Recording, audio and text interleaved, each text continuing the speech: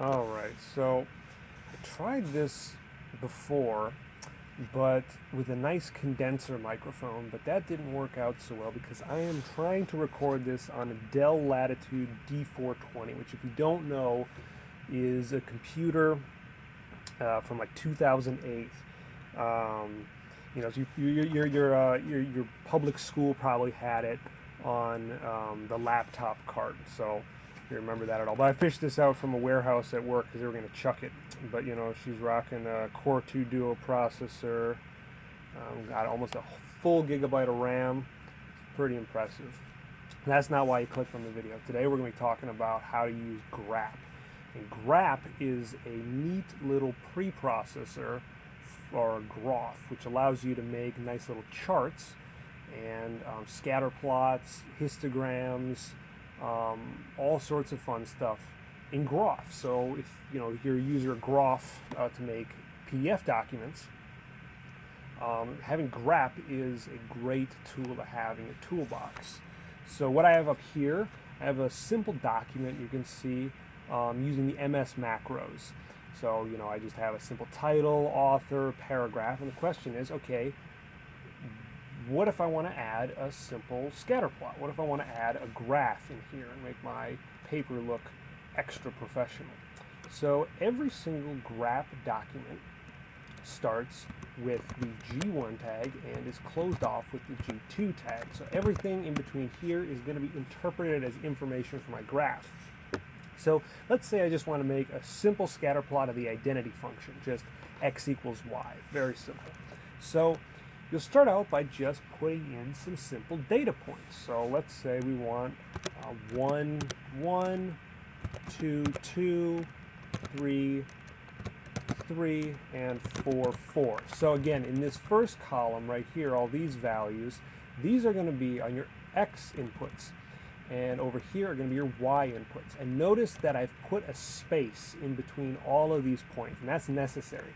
I was trying to do something like this with a comma when I first started this. That threw an error. Don't do it. But anyway, so this is really all you need to get started. I'm just going to right save this, and ta-da, boom, you got a graph right there. It looks real nice. And you can see right here, I actually have a little autocompile script that compiles these documents for me. But if you're doing this from the command line by hand, what you really need is this G right here, this capital G, and that's going to tell Groff to actually look for these tags and turn them into a nice little chart that you got over here. I'm also running it with E, which is the EQN preprocessor for math equations. But I've got my MS macros and then my device right here. So this also, Grap can also output to PostScript and HTML, but it'll turn it into an image. And I've had some issues with HTML, but the PDF, it works just fine.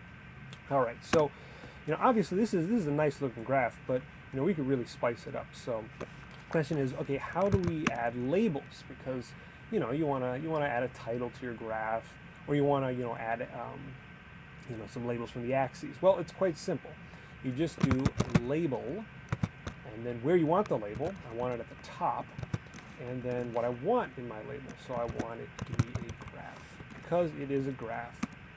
And let's label the bottom, which is going to be our x-axis, and label the left, which is going to be our y-axis. And what this is going to do, it is going to add those labels just like that. So you got graph, x, and y right where we wanted them. So let's keep going. Let's see what else can we put on this thing. Well, what about putting a line through those points? Let's actually connect the dots.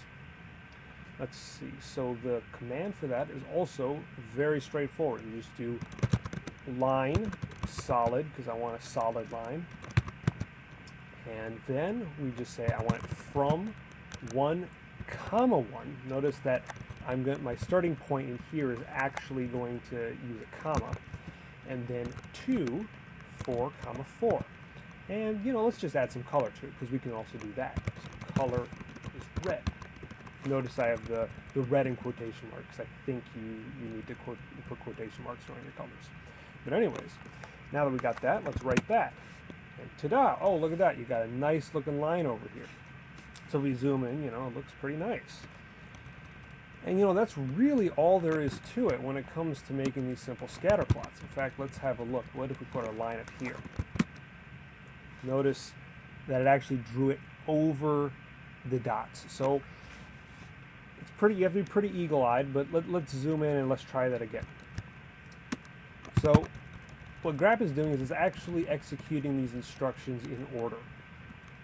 So as it sees things is how it will output it on the page. So now that I put my line below all of my data points, you can see that it actually draws it on top of there. So if I want it to go through the lines but go underneath, I'm actually going to have to put that above here. So that's just a little nitpick.